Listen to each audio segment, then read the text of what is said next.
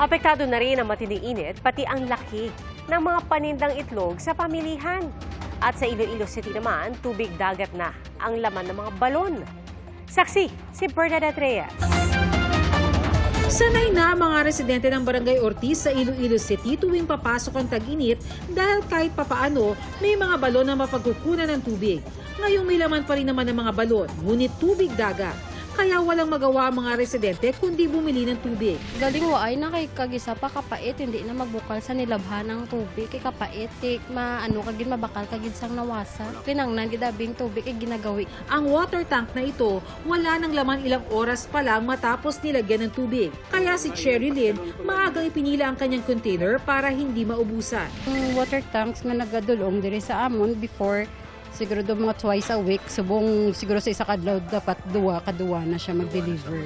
Ayon sa head ng logistics sector ng Iloilo City Disaster Risk Reduction and Management Council, nakahanda na ang mga lugar na paglalagyan ng mga tangke anumang oras na isailalim na sa state of calamity ang lungsod dahil sa matinding epekto ng El Nino. Sa Santa Cruz, Maynila, ramdam din pati sa mga panindang itlog ang epekto ng El Nino. Marami po ngayon tulad nyo, no? Extra small. Tumaas ang malaki. Ang maliit pababa talaga. Ngayon, ang maliliit may 100. O, dati wala yan. Sa isang pwesto, 10 piso kada tray ang ibinaba ng presyo ng maliliit na itlog kumpara nitong Marso. Paliwanag ng Philippine Egg Board Association, nakakaapekto ang mainit na panahon kaya maliliit ang nakukuhang itlog. Nagre-resulta rin yan sa pagbaba ng produksyon at pagtaas ng kaso ng heat stroke sa mga manok. Sobrang init ng ating panahon na sumabay pa po yung El Nino, no?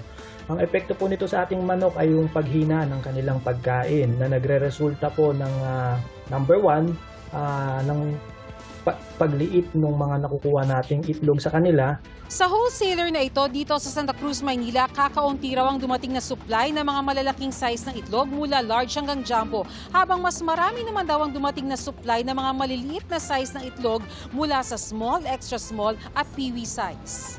Pero ayon sa PIBA, stable at hindi dapat tumaas ang presyo ng mga malalaking size ng itlog ngayon.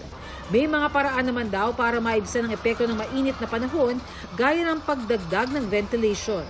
Makatutulong din daw kung mahihikayat ng DA ang pagkain ng itlog. Para naman sa Department of Agriculture, may cycle talaga ang pangingitlog. Bubuti naman daw ang produksyon sa paglamig ng panahon.